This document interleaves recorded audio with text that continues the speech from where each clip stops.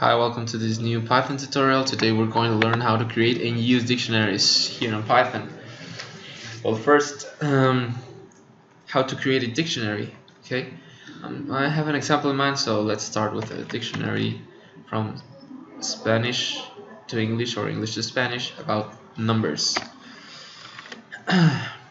Okay, to create a dictionary, you just have to put the name of your dictionary, the equal sign, and then the squeaky brackets. These ones here. Let's say,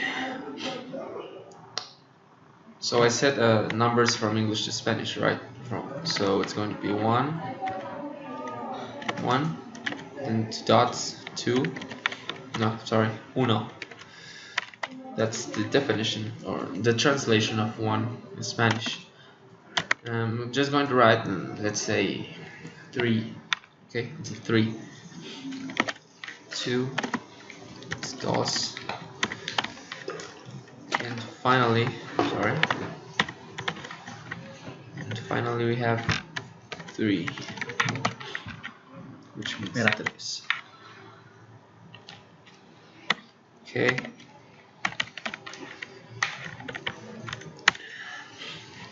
Now, this is how you create a dictionary. Remember squeaky brackets. Then you have like the definition or translation in this case, and separate by comma. It's not very difficult, but how can you use it? So I have this idea in mind. We're going to define a function called trans. It's going to use our variable x. Okay, so this function, what it's going to do is, let's get out of the function. It's the user. We're going to ask a string because our dictionary is full of strings. We're going to ask the user for a string, and for example, if he puts dos, the answer is going to return 2 because it's a translation. So here we're going to write it down. The word, the number you want the translation to. Okay. This is what we're going to ask the user, and well, inside this function, what we're going to do is to return a value from a dictionary. You just have to put the name of the dictionary. Well, first return, and then numbers, and inside brackets you have to put the, well, in this case it's going to be x, because x is what we're going to write. It could be uno or 1, dos, 2, 3, or tres. So there you go. It's pretty simple. This is our function, and finally we're going to print the function called trans from x. Let's save this in the desktop as dictionary.py.